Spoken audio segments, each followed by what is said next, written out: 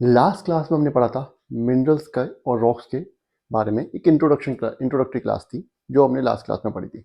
उसमें उन्हें बताया था मिनरल्स के बारे में, मिनरल्स का कंपोजिशन क्या होता है, सोर्सेज क्या होता है, मिनरल्स अर्थ के ऊपर आए थे कहाँ से। अब हम क्या करेंगे इस चैप्टर में? इस चैप्टर में हम मिनरल्स और रॉक्स को अलग अलग पढ़ेंगे। पहले मिनरल्स के बारे में पढ़ते हैं, फिर रॉक्स के बारे में पढ़ते हैं।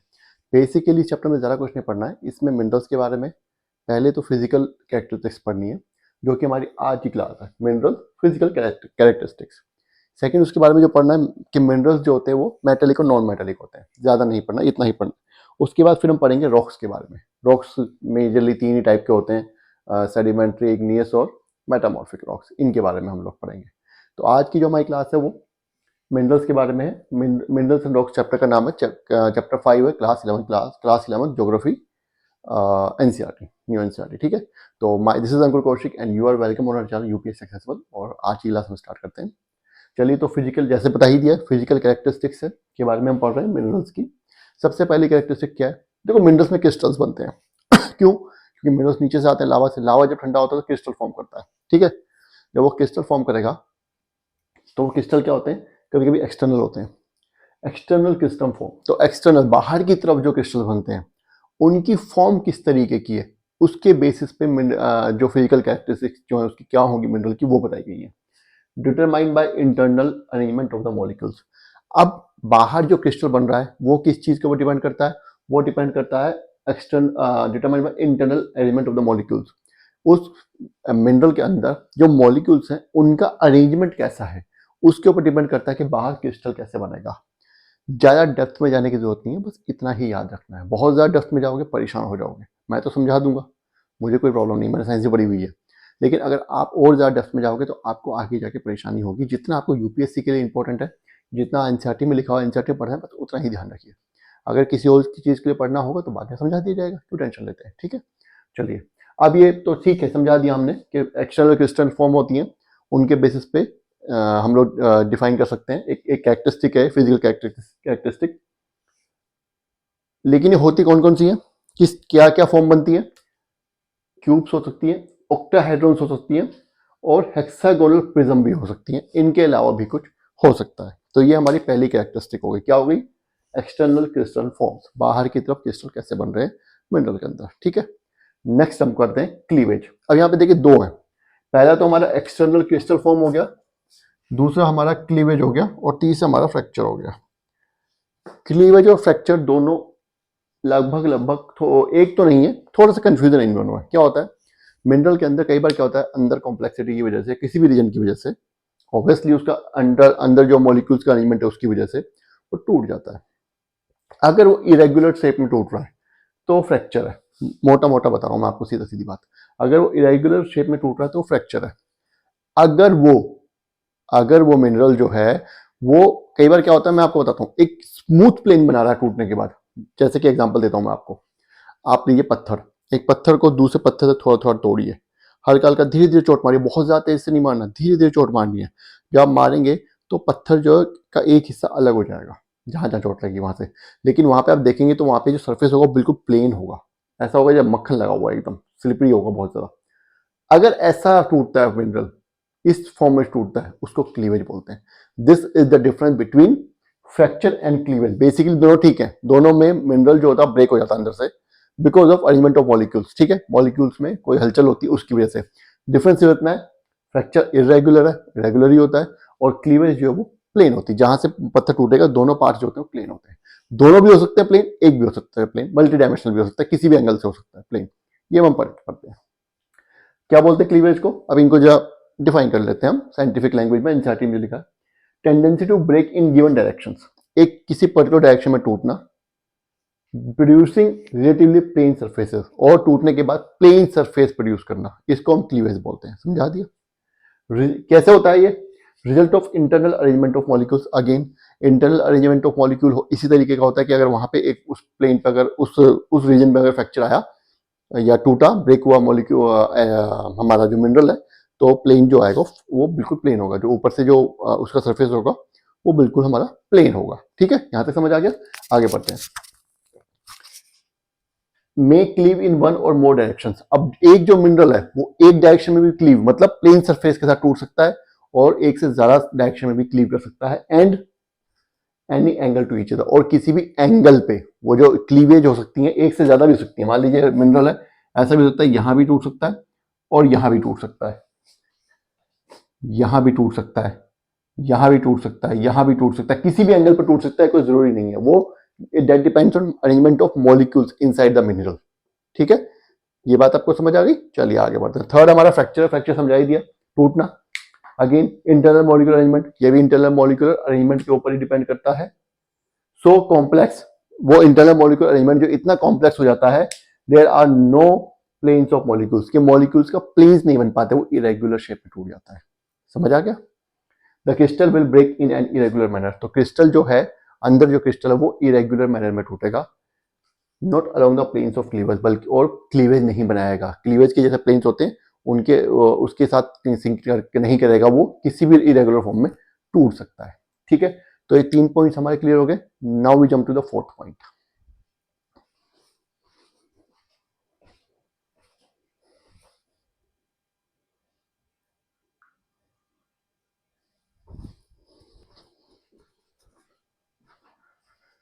चलिए फोर्थ पॉइंट पे हम लोगों ने जंप कर लिया है। फोर्थ पॉइंट जो है बहुत इजी सा है, बचपन से पढ़ते आ रहे हैं, लस्टर, चमक, पता ही है आप लोगों को। Appearance of a material without regard to colour, एक मैटर का अपीयरेंस, ठीक है, लेकिन इससे इसके कलर का कोई मतलब नहीं है। ठीक है, वो गोल्ड की तरह पीला भी हो सकता है, पिंक भी हो सकता है, ब्लैक भी हो सकता है, लेकिन चमकीला, चमक होती है उसमें, एक शाइन होती है एक तरीके की। ठीक है, each mineral has a distinctive lustre, हर मिनरल का अपना अलग लस्टर होता है, साइन होती है, ये मिनरल्स की एक वो होती है। ठीक है, लाइक एक फिजिकल कैरेक्टरिस्टिक होती है। मेटेलिक, मेटेलिक भी हो सकती है, शाइनी भी हो सकती है और ग्लोसी भी हो सकती है, इसके अलावा भी कोई और हो सकती है। ठीक है, तो लस्टर होती है, लस्टर भी एक फिजिकल क्वांटिटी, फिजिकल कैरेक्टरिस्टिक है, हो भी सकती है नहीं भी हो सकती, क्या पता लस्टर ना हो, तो ये भी एक कैरेक्टरिस्टिक है, इसके ऊपर हम डिवाइड कर सकते हैं, हम क्लासीफाई कर सकते हैं। नेक्स्ट आ गया colour. Some minerals have characteristic colours, कुछ मिनरल्स के कैरेक्टरिस्टिक कलर होते हैं जो कि determined by their molecular structure, जो कि उनके मॉलिक्यूलर स्ट्रक्चर से ही डिटरमाइन होते हैं। उनका मॉलिक्यूलर स्ट्रक्चर इस तरीके का होता है कि वो बताता है कि कलर कैसा बनेगा, उनको जो रंग मिलता है उनके मॉलिक्यूलर स्ट्रक्चर की वजह से मिलता है। ठीक है, जैसे कि एग्जांपल मैलेकाइट, मैलेकाइट का ग्रीन होता है, एज़ोराइट, कैल्सोफाइट एक्सेट्रा, ये सब एग्जांपल्स है। Some minerals are colour by impurities, अब क्या कह रहा है, मॉलिक्यूलर स्ट्रक्चर की वजह से कलर मिलता है मिनरल्स को, लेकिन कुछ मिनरल्स को इम्प्योरिटीज की वजह से कलर मिलता है। जैसे कि इसका एग्जांपल इन्होंने सबसे अच्छा बताया, क्वार्ट्ज। क्वार्ट्ज जो हो सकता है वो व्हाइट भी हो सकता है, ग्रीन भी हो सकता है, रेड भी हो सकता है, येलो भी हो सकता है, based on the impurity present in the quartz. Quartz के अंदर इम्प्योरिटी जो प्रेजेंट है वो किस कलर की है, अगर वो व्हाइट कलर की तो क्वार्ट्ज व्हाइट होगा, अगर ग्रीन कलर की है तो क्वार्ट्ज का कलर जो ग्रीन हो जाएगा, अगर रेड कलर की है तो ये भाई साहब रेड हो जाएंगे, और अगर येलो कलर की है तो क्वार्ट्ज का कलर येलो होगा। इन सभी कलर्स में ये, और इससे भी अलावा, इसके अलावा भी अलग अलग कलर्स में भी क्वार्ट्ज मिलता है, और वो कलर जो उसको मिलता है वो इम्प्योरिटी की वजह से मिलता है। समझ आ गया। चलिए नेक्स्ट आ गया हमारा स्ट्रीक। स्ट्रीक बताइए, बालों में लगा कर लेते हैं स्ट्रीक, लाइन टाइप, है ना, रेखा। कलर ऑफ ग्राउंड पाउडर, अभी कह रहा है colour of ground powder, mineral, एक मिनरल को हमने घिस लिया, ग्राउंड कर लिया, उसके बाद उसका जो कलर होता है वो क्या होता है। जैसे कि मैं आपको बताता हूं, काली मिर्च को जब आप पीस लेते हैं तो पूरी, जैसे बाहर से तो एकदम काली दिखती है, लेकिन जब पीसने के बाद थोड़ी व्हाइट और ब्लैक हो जाती है, कहीं व्हाइट है कहीं ब्लैक है, वो भी छोड़ी। काला नमक जब आप पीस लेते हैं, उसको जब आप पीस लेते हैं तो उसका कलर हल्का सा अलग हो जाता है, कहीं पिंक ब्लैक, व्हाइट ब्लैक, उस तरीके का हो जाता है, आपने शायद नोटिस किया। उसी तरीके से मिनरल को ग्राउंड पीसने के बाद उसका क्या कलर आ रहा है वो कैसे पता चलता है। अब पूरे मिनरल को पीसने की जरूरत नहीं, उसको ऐसे एक जगह घिस लेते हैं, एक लाइन बना लेते हैं, स्टिक बनाते हैं, उस स्टिक का जो कलर है वो वही कलर उसके ग्राउंड पाउडर का होगा, उसको पाउडर ग्राइंड करने के बाद जो पाउडर मिलेगा उसका कलर होगा। It may be of same colour as the mineral, खास बात क्या है कि ऐसा हो सकता है कि मिनरल ग्रीन कलर का है और उसका पाउडर भी ग्रीन कलर का हो, और उल्टा भी हो सकता है कि मिनरल किसी ग्रीन कलर का है और उसका पाउडर किसी और रंग का हो, या मिनरल रेड कलर का है उसका पाउडर ग्रीन कलर का हो, कुछ भी हो सकता है, या सेम कलर भी हो सकता है, और में डिफर भी कर सकता है। एग्जाम्पल है इसका मैलेकाइट, मैलेकाइट ग्रीन कलर का होता है और इसका जो पाउडर होता है वो भी green he, it gives green streak, it gives malachite is green and gives green streak. But fluorite is purple, fluorite जो होता है पर्पल होता है या ग्रीन होता है, दो कलर में पाया जाता है, बट गिव्स व्हाइट स्ट्रिक, लेकिन इसकी स्ट्रिक जो आती है वो व्हाइट स्ट्रिक देता है। इसको ग्राउंड करने के बाद जो हमें पाउडर मिलेगा वो व्हाइट मिलेगा। तो कलर भी हो गया एक हमारा कैरेक्टरिस्टिक, लस्टर भी हो गया, कलर भी हो गया। नेक्स्ट हमारा आता है स्ट्रिक भी हो गया, ठीक है। नेक्स्ट हमारा आता है ट्रांसपेरेंसी। ट्रांसपेरेंसी आपको पता ही है, पारदर्शिता, किसी ऑब्जेक्ट के आर पार हम देख सकते हैं कि नहीं। It depends on three factors, only one factor but there are three condition. First condition is transparency, यहां पे लिखा हुआ है ट्रांसपेरेंसी, ट्रांसपेरेंट। अगर कोई ऑब्जेक्ट ट्रांसपेरेंट है, कोई मिनरल ट्रांसपेरेंट है, तो हम उसके आर पार देख सकते हैं। क्यों देख सकते हैं? क्योंकि लाइट उससे पास हो जाएगी। जब लाइट पास हो जाएगी तो उसके पीछे जो ऑब्जेक्ट है उसके ऊपर जाकर लाइट पड़ेगी, तो वो लाइट हमारे आंखों तक आएगी। साइंस की बात है, छोटी सी, बच्चों में 9th 10th में पढ़ी, बताने की जरूरत नहीं है कि अगर लाइट पास हो रही है तो हम उस मिनरल के आर पार या उस ऑब्जेक्ट के आर पार देख सकते हैं, और जो उसके पार जो ऑब्जेक्ट है वो हमें दिखाई देगा। सेकेंड आती है translucent, light rays pass through. Transparency, transparent जो होते हैं मेटल्स, उनमें लाइट रेज पास कर जाती है और ऑब्जेक्ट जो होता है उसके दूसरी तरफ वो दिखाई दे जाता है। सेकंड हमारा आ गया ट्रांसल्यूसेंट। इसमें लाइट रेज पास तो कर जाती है लेकिन डिफ्यूज हो जाती है, मतलब जितनी यहां से जाती है उतनी वहां पे नहीं पहुंचती, धुंधला धुंधला दिखता है, ठीक है। Light rays pass through but diffuse, लेकिन डिफ्यूज हो जाती है और ऑब्जेक्ट नहीं दिख पाता इसमें भी, समझ गए। कहीं आपने देखा कई कई बिल्डिंग्स में शीशा भी लगा होता है, काफी धुंधला धुंधला टाइप का, वो डिफ्यूज होता है, ठीक है। उसमें लाइट रेज पास तो कर जाती है लेकिन डिफ्यूज जाती है तो हमें दिख नहीं पाता, ब्लर हो जाता है। थर्ड हमारा आ गया ओपैक। ओपैक मतलब अपारदर्शी, जिसके के पीछे हम देख ही नहीं सकते। एग्जाम्पल जैसे कि बुक है, अब मैंने बुक लगा दिया, यहां से लाइट क्रॉस नहीं कर पा रही, तो आपको अब ये कंटेंट नहीं दिख रहा, बोर्ड यहां से नहीं दिख रहा है, समझ गए। तो ये ओपैक है, इसके आर पार लाइट पास नहीं हो सकती। Light can not pass through this book, so it is opaque, तो light will not pass at all. समझ आ गया। चलिए नेक्स्ट पढ़ते हैं हम स्ट्रक्चर। अब इसका structure, particular arrangement of individual crystals. Structure का तो हमें पता ही है कि इंडिविजुअल क्रिस्टल्स का जो पर्टिकुलर अरेंजमेंट होता है उससे हम उसका स्ट्रक्चर डिफाइन करता है। अब ये कैसा हो सकता है? फाइन भी हो सकता है, मिनरल जो होता है फाइन मतलब पतला पतला, मीडियम साइज का भी हो सकता है, और कोर्स ग्रेन भी हो सकता है, मतलब मोटे अनाज, मोटा जो होता है ना, मोटा जैसे रोड़े पत्थर होते हैं उस टाइप का भी हो सकता है, उससे थोड़ा छोटा, उतना मोटा तो नहीं, ठीक है, उस टाइप का भी हो सकता है। फाइबरस भी हो सकता है। इसमें फाइबर्स में भी तीन टाइप बता दी, कौन कौन से? सेपरेबल मतलब जल्दी से अलग हो जाए, डाइवर्जेंट मतलब क्या अलग हो जाए, क्रिस्टल्स, और इसके डाइवर्जेंट का मतलब क्रिस्टल दूर दूर है, और रेडियंट का मतलब क्रिस्टल्स का स्ट्रक्चर इस तरीके का है कि वो सेंटर से बाहर की तरफ जा रहे हैं या बाहर से सेंटर की तरफ जा रहे हैं। रेडियंट बस एक स्ट्रक्चर का तरीका है, आपको बस याद रखना है, ठीक है। तो ये हमारे हो गए 7 हो गए, 3 क्वालिटीज और बची हुई हैं, उनको जल्दी से हम पढ़ लेते हैं। नेक्स्ट पार्ट में हम उनको और पढ़ लेते हैं।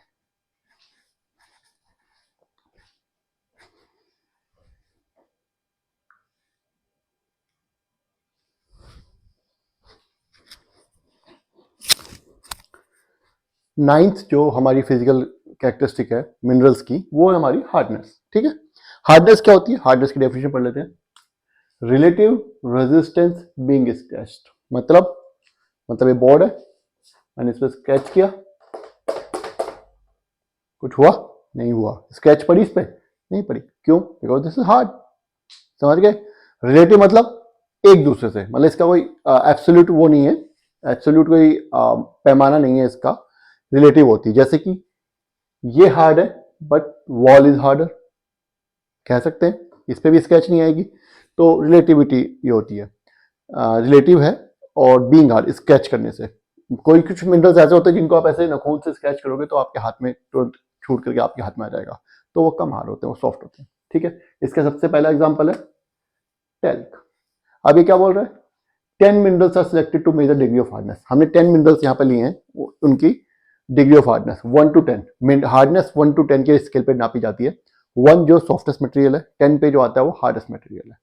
सॉफ्टवेयर मटेरियल हमारे पास टेल्क है, बता दिया मैंने, और हार्डेस्ट मटेरियल हमारे पास डायमंड है। इनके बीच में जिसकी 2 डिग्री है उसका एग्जांपल है जिप्सम, जिसकी 3 डिग्री है हार्डनेस उसका एग्जांपल है कैल्साइट, 4 का एग्जांपल है फ्लोराइट, 5 का एग्जांपल है एपेटाइट, 6 का एग्जांपल है फेल्सपार, 7 का एग्जांपल है क्वार्ट्ज, 8 का टोपाज, 9 का कोरंडम, और 10 हमारा डायमंड है ही, ठीक है।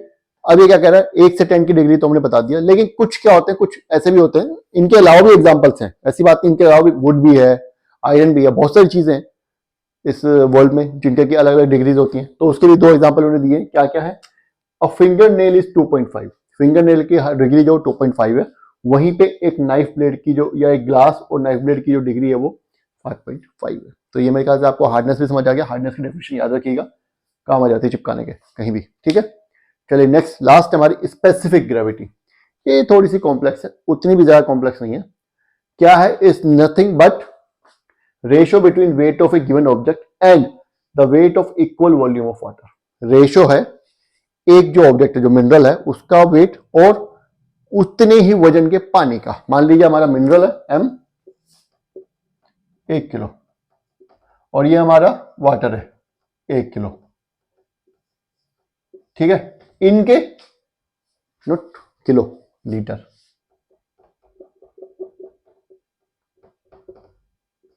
लीटर और किलोग्राम या कुछ भी, इनके देखो पहले तो वेट और वॉल्यूम में आपको मतलब पता है, वेट और मास में आपको मतलब पता है। वॉल्यूम तो उसका क्या बोलते हैं, the ratio between weight of given object and wait of equal volume of water. मतलब वॉल्यूम का मतलब क्या होता है? वॉल्यूम मतलब वो कितनी जगह घेर रहा है। सपोज ठीक है, मीटर क्यूब में होता है ये, मतलब ये मान लीजिए 1 मीटर क्यूब। एग्जाम्पल दे रहा हूं मैं एक, क्या ये एक मिनरल है जो 1 मीटर ऐसे, 1 मीटर ऐसे, लेंथ और ब्रेड्थ उसकी 1 मीटर, 1 मीटर ही उसकी हाइट है, 1 मीटर क्यूब उसका वॉल्यूम है, और यही वाटर है, उतनी ही वॉल्यूम का हमने वाटर ले लिया 1 मीटर क्यूब में, ठीक है। इन दोनों का वेट का जो रेशियो है, 1 मीटर क्यूब मिनरल जो कितनी जगह घेर रहा है, उतनी ही जगह वाला वाटर ले लिया हमने, उतने वॉल्यूम का वाटर ले लिया, उन दोनों के वेट का रेशियो निकालना है। बस इतना ध्यान रखना है। क्या डेफिनेशन क्या है? The ratio between weight of a given object and the weight of equal volume of water. जिन लोगों का साइंस बैकग्राउंड रहा है उनको समझ आ गया होगा, जिन लोगों का नहीं रहा उनके लिए समझा रहा हूं ये बात कि वॉल्यूम जो होता है वो क्या होता है, कितना स्पेस कोई ऑब्जेक्ट घेर रहा है 3D में, लेंथ, ब्रेड्थ और हाइट में, ठीक है। उतने वॉल्यूम का दो इक्वल वॉल्यूम्स के क्या लेना है, एक मिनरल लेना है, एक वाटर लेना है, उन दोनों के वेट का रेशियो निकालना है। बस वेट के रेशियो निकालने का तरीका बताया गया है। क्या बताया गया है? ऑब्जेक्ट वेट इन एयर, पहले उस ऑब्जेक्ट को जो इक्वल वॉल्यूम वाला है 1 मीटर स्क्वायर वाला जो हमने एग्जांपल लिया है, उसको वे करो एयर में, उसके बाद देन वे इन वाटर, उसके बाद उसको वे करो पानी में, उसके बाद क्या करना है, divide the way in air, जो उसका हवा में जो वे है उसको डिवाइड करो इन दोनों के डिफरेंस से, वे इन एयर और वे इन वाटर में जो डिफरेंस आया उससे डिवाइड कर दो वे इन एयर, वेट जो उसका एयर में, उसको। ये याद रखने की चीज है, आपको बार बार पढ़नी पड़ेगी तभी याद होगा इसको, ठीक है। एक बार फिर से पढ़ के बता देता हूं। ऑब्जेक्ट वे इन एयर, पहले ऑब्जेक्ट को हवा में वॉल्यूम वे करना है, उसके बाद देन वेट इन वाटर, उसके बाद फिर वाटर में वेट करना है। जो डिफरेंस आएगा, डिफरेंस आ गया, मान लीजिए एक्स डिफरेंस आ गया, इसको लिख लेते हैं यहाँ पे। अब क्या करना है, divide the way in water, air जो एयर में वे है उसको डिवाइड करना है इस डिफरेंस से, मतलब एक्स से। सिंपल है, ठीक है, समझ आ गया। ये हमारी स्पेसिफिक ग्रेविटी आ जाएगी। ये अलग अलग मिनरल्स की अलग अलग होती है, ये भी एक फिजिकल कैरेक्टरिस्टिक है मिनरल्स की, ठीक है। तो मिनरल्स के फिजिकल कैरेक्टरिस्टिक खत्म हो गया। अब एक नेक्स्ट क्लास जो हमारी होगी वो मिनरल्स के ऊपर होगा, मेटेलिक और नॉन मेटेलिक मिनरल्स क्या होते हैं, बहुत इंपॉर्टेंट होते हैं। ज्योग्राफी में भी होते हैं, तो होते ही है, केमिस्ट्री में बहुत ज़्यादा होते हैं, लेकिन ज्योग्राफी में भी काफ़ी इनका रोल होता है। तो ये हम नेक्स्ट क्लास में पढ़ेंगे। ये क्लास हम यहीं खत्म करते हैं।